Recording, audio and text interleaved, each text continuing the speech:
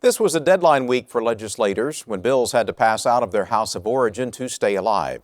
I talked to eCapitol reporter Emily Summers about the fast-paced activity at the Capitol.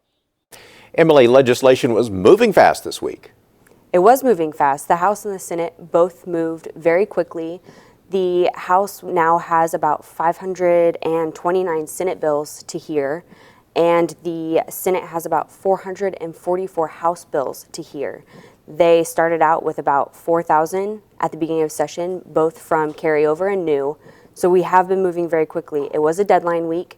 The Senate met in a very rare late night session, and the House, of course, wrapped up with 2 late night sessions, seeing no less than 20 bills a day on either side, which is very rare for the House. And bond proposals to finance repairs of the state capitol moved through both houses. They did move through both houses. The Senate prepared its version with around $160 million bond issue, and the House did a little bit more of a $120 million issue. The House wants their own version, according to Speaker Hickman, to leave options open for those House members that are a little more cautious when it comes to the state's indebtedness. It is a proposal that has been outlined by Governor Fallin in her State of the State issue.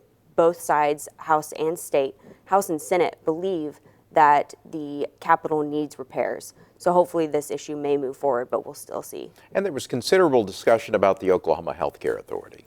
There was. The Oklahoma Health Care Authority has received significant discussion due to federal cuts and possible state cuts in their budget. Senator David passed a piece of legislation that will do a managed care pilot program for the Health Care Authority to see if the Health Care Authority would be moving more toward a privatized model to help with the state and help with its expenditures. On the other side, for the House, Representative Doug Cox. He did a piece of legislation that would do across-the-board cuts for both patients and providers to help the Health Care Authority out. He proposed that title be struck on the bill due to the fact that some of the pieces of legislation may not do well on the federal law side, but we'll see where both those go. And striking the title means there's more work to be done on that. There is more work. That way they can continue to work on the draft. The House passed a bill that would repeal Common Core state standards. They did. The Senate did not hear the Common Core pieces of legislation, but the House did. They worked out a sort of deal with the Senate saying that we will repeal Common Core.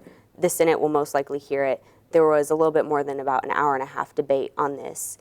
The discussion was what happens to districts when they have already implemented these Common Core measures, and we will see where that goes. Legislation that would have consolidated some agencies did not advance. It did not. One of the measures, a House bill to consolidate the Oklahoma Historical Society, Oklahoma Arts Council, and the Oklahoma Department of Tourism and Recreation, did not pass through the House. It did not make it. It was not heard on the floor. And so as far as we know, the Senate has no legislation to move forward with consolidating those agencies. So that at this moment is not a topic. And we're expecting a slower week next week.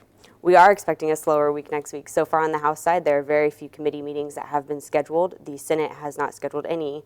So we will see what happens. They may be slowing down from steamrolling ahead. Emily Summers from eCapitol, thank you. Thank you.